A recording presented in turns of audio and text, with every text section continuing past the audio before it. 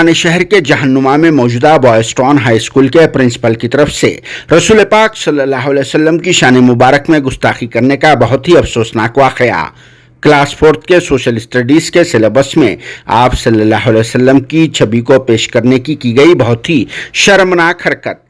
جس کی وجہ سے مسلمانوں میں غم و غصے کی لہر دوڑ گئی، اور پھر سینکڑوں کی تعداد میں پرانے شہر سے تعلق رکھنے والے مسلمانوں نے رات دیر گئے سے ہی اپنے گھروں سے باہر نکل کر سڑکوں پر آ گئے، اور پھر بوائز ٹاؤن ہائی اسکول کے ملعون پرنسپل کے خلاف فوری طور پر کارروائی کرتے ہوئے اس کی گرفتاری کا ڈیمانڈ کرتے ہوئے کالا پتھر فلکنما پولیس اسٹیشن اور بوائز ٹاؤن ہائی اسکول کے باہر 9 اکتوبر پیر کی صبح تک احتجاجی دھرنا منعقد کیا،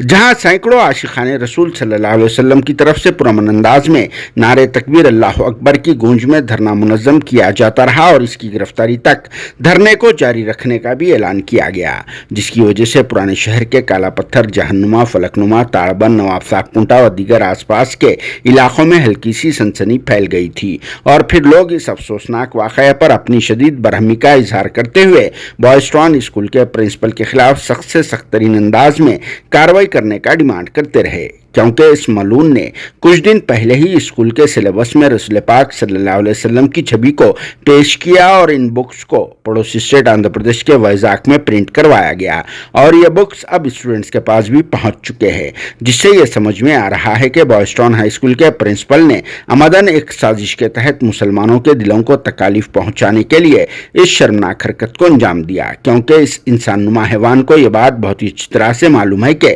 مسلمان سب کچھ برداشت کر سکتا ہے، مگر رسول پاک صلی اللہ علیہ وسلم کی شان مبارک میں ایک چھوٹی سی غلطی کو بھی ہرگز برداشت نہیں کر سکتا۔